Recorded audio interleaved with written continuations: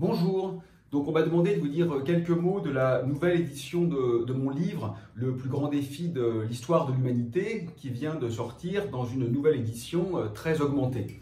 Alors je suis toujours en délicatesse avec l'idée de faire ma propre publicité, donc je ne vais pas vraiment le faire, je peux simplement souligner ce qu'il y a de nouveau dans cette version de l'opuscule. D'abord, j'ai tenté de mettre à jour les données, parce qu'il y a effectivement de nouveaux faits scientifiques pour la plupart qui permettent de venir étayer le propos et qui soulignent, une fois de plus, mais mieux encore, que quelle que soit la direction dans laquelle on regarde, qu'il s'agisse du climat, qu'il s'agisse des populations animales, qu'il s'agisse du statut des pays pauvres, qu'il s'agisse de l'utilisation des ressources, qu'il s'agisse de l'effet de la pollution, y compris dans les pays riches, quel que soit donc le lieu où se tourne notre regard, tous les indicateurs sont au rouge. Nous sommes dans une situation plus que préoccupante, puisqu'en effet, le problème n'est pas seulement la projection sur l'avenir, c'est même le bilan des décennies passées qui montre que la vie sur Terre est en train de s'affaisser. Donc je donne de nouveaux arguments, puisque les publications scientifiques aujourd'hui ne manquent pas en ce sens.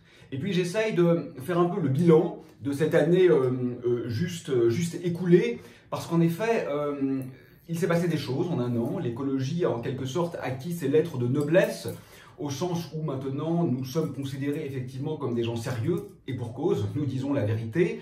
Mais il y a eu aussi des réactions très vives, donc j'essaye d'analyser un petit peu la situation des lanceurs d'alerte, de comprendre pourquoi Greta Thunberg, qui est une jeune fille extrêmement intelligente, qui dit la vérité scientifique. À ma connaissance, tous les spécialistes lui reconnaissent la précision et l'acuité de son propos. Pourquoi donc elle suscite autant de haine, autant d'agacement, autant de peur, alors que c'est finalement une jeune femme qui alerte sur l'état factuel et scientifiquement acté du monde tel qu'il se dessine et tel qu'il va vraisemblablement advenir si aucun infléchissement majeur n'est effectué. Donc ça, je crois que ça mérite d'être regardé. Il faut aussi se poser la question de la violence, de la liberté, parce que ce sont des choses sérieuses, ce sont des choses graves.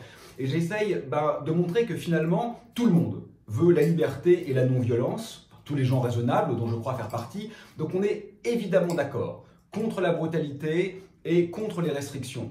Le problème, c'est pas de savoir si on est pour ou contre ces choses-là. Le problème, c'est de choisir. C'est-à-dire que nous allons faire face à des restrictions dramatiques, vraisemblablement de liberté, parce que les canicules, parce que la pollution, parce que la fonte des espaces de vie, et nous allons faire face à de très grandes violences, à la fois les violences climatiques et environnementales, mais aussi vraisemblablement les violences géostratégiques associées aux migrations massives de population.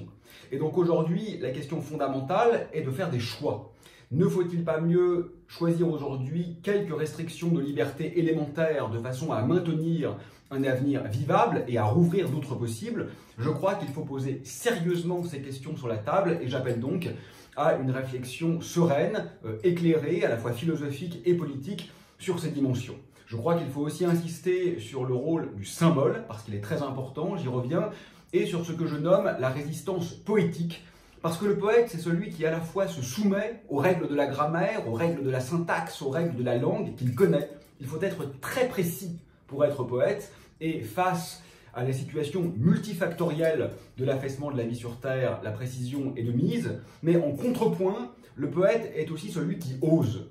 Qui ose parce qu'aujourd'hui, je dirais que la posture raisonnable est une posture révolutionnaire. Certainement pas une révolution pour couper des têtes, nous avons été abreuvés de brutalité jusqu'à la nausée, mais une révolution pour le meilleur, c'est-à-dire pour réenchanter notre rapport au monde et être un tout petit peu raisonnable, parce qu'aujourd'hui, il est quand même incroyable de voir que changer nos règles du jeu économique qui nous amènent au suicide nous semble plus difficile que d'inventer une autre manière d'habiter qui soit un peu plus respectueuse des autres civilisations humaines, des autres cultures et des autres espèces vivantes avec lesquelles nous partageons ce petit caillou spatial qu'on appelle la planète Terre et qui est aujourd'hui extrêmement malmenée du point de vue de ses habitants.